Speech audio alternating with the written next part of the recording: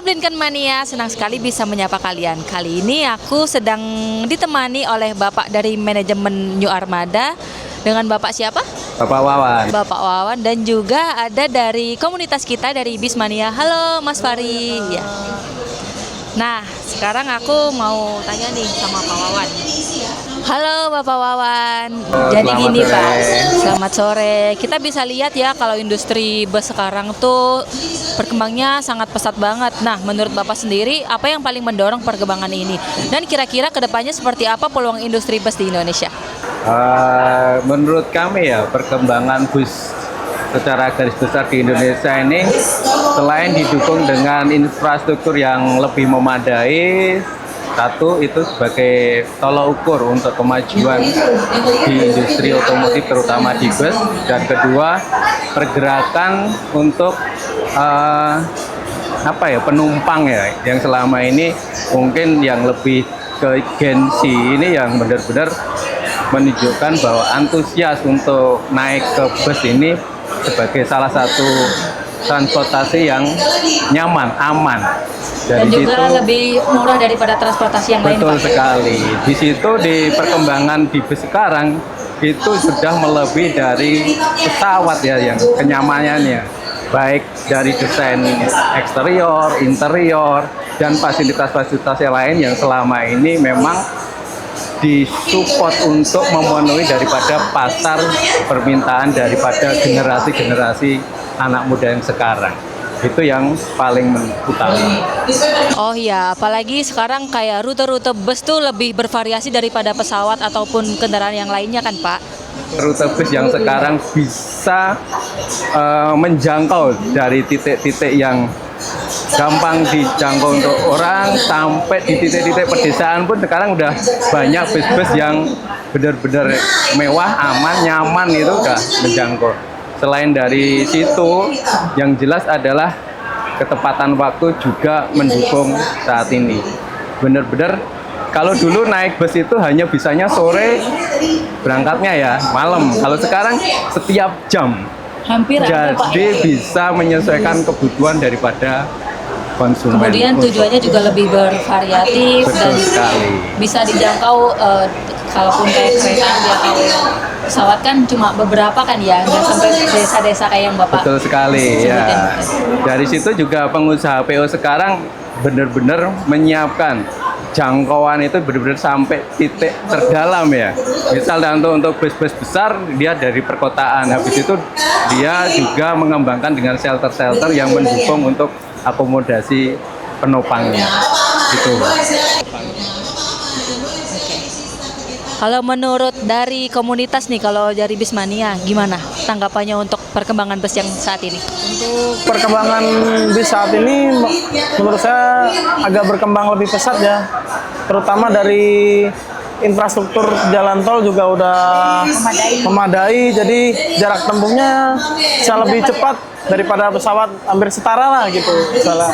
Terus dari segi kayak pelayanan penunjang yang lainnya, seperti dari body bus sendiri, dari salah satu body builder juga ikut berperan serta juga dalam perkembangan pesat. Apa tadi, body apa? Builder. Body builder itu apa kalau boleh tahu? Karoseri, pembuat body bus seperti New Armada ini. Pertanyaan selanjutnya, kembali lagi saya mau tanyain sama Pak Wawan. Kalau ngomong-ngomong dari sisi penumpang, interior pasti jadi hal yang paling utama, yang paling pertama dirasakan untuk seperti saya orang awam.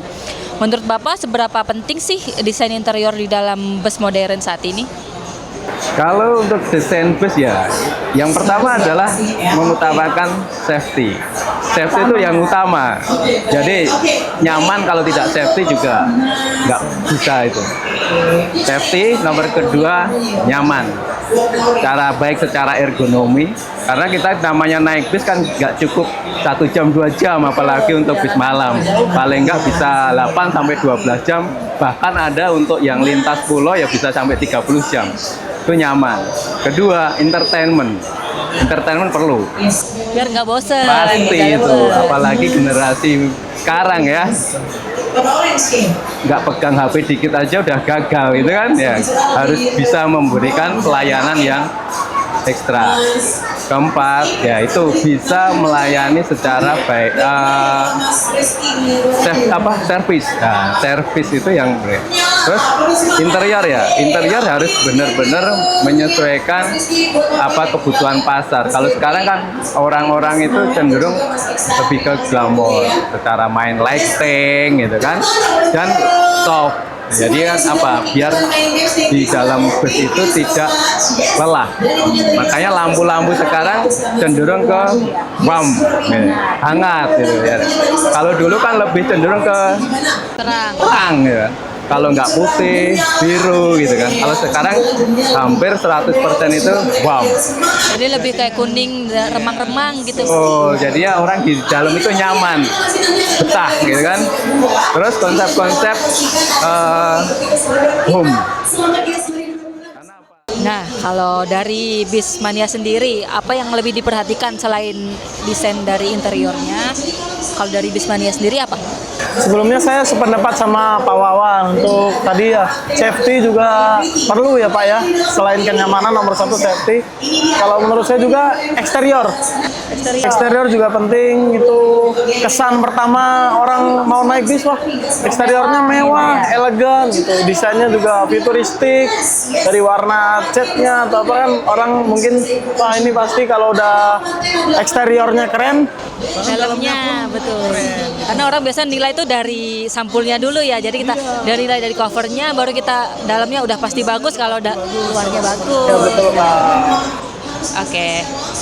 Untuk pertanyaan selanjutnya, kalau kita tadi fokus dengan interior, sekarang kita mau bahas kenyamanan dalam bus, beralih ke bagian eksterior. Untuk desain bodi, bentuk, proporsi, sama warna grafis. Nah, menurut Bapak, yang pertama kali menarik perhatian orang di dalam desain eksterior bus itu apa? Ya, menurut kami ya sebagai pembuat bus ya, ibaratnya eksterior itu kan kita untuk menjalin hubungan itu ya, itu adalah pandangan pertama. Kalau untuk menikmati, untuk melangsungkan hubungan, eksterior. Jatuhnya dari pandangan pertama dulu ya. Nah, untuk eksterior yang jelas adalah styling desain sebagai dari sisi bodi itu sendiri. Itu pertama. Yang kedua adalah aksesoris yang mendukung untuk tampilan dari bodi bus itu sendiri. Yang ketiga adalah coloring. Color itu menentukan bahwa sebuah bis itu menarik atau tidak. Itu sangat menentukan. Jadi yang sebagai coloring menentukan bis itu akan terlihat bagus, menarik atau enggak, yaitu salah satunya ya dari produk-produk cat yang ada di Indonesia. Berarti pemilihan warna serta finishing itu punya peran yang sangat besar ya Pak? Betul sekali, penentuan styling secara desain eksterior dari warna itu pasti sangat menentukan. Sama-sama bus tipenya sama, tapi kalau stylingnya warna nggak dapet, pasti nggak dapet. Apalagi dari Gen Z ini kalau ngelihat apa-apa harus kayak, oh harus yang warnanya yang menarik, kemudian warnanya kayak finishingnya juga rapi, kelihatan bersih, jauh lebih rapi gitu Pak ya. Jadi ya harus kesan pertama dapat dulu, Pandangan pertama. baru pasti kesan pertama dapat styling secara model bus itu baru bikin menarik untuk Gen Z ini menikmati. Kedua ya permainan warna itu yang mereka untuk menentukan. Bisnya bagus, kalau mereka warnanya nggak tertarik biasanya ya kurang gitu. Karena kayak bus-bus zaman dulu warnanya kayak biru, hijau, norak gitu Pak ya. Kalau sekarang lebih menarik, warnanya eye-catching gitu, jadi narik perhatian buat kita. Kalau menurut Busmania gimana? Kalau menurut desain atau eksteriornya itu dilihat dari apa dulu? Kalau dari kita sih sebagai penggemar bis itu yang paling dilihat livery atau corak Pak. Ya coloring, corak itu. Kalau dulu kan biasanya cuma satu warna atau dua warna, sekarang udah colorful lah ya, bervariasi seperti ya inilah yang ada di Gias ini, coraknya udah bervariasi, lebih menarik lagi. Terus desain juga Kak, dari desain body itu sangat mempengaruhi juga. Nah, jadi itu dia juga menjadi perhatian dari kami tim Blinken, karena kami percaya bahwa desain bus yang luar biasa akan semakin sempurna jika didukung dengan sistem pengenyatan finishing yang tepat dan hasilnya juga bukan hanya indah dipandang, tapi juga mampu mempertahankan kualitas tampilannya dalam jangka waktu yang lebih lama. Terima kasih atas waktunya Bapak Wawan. Terima kasih Mas Ferry. Dah.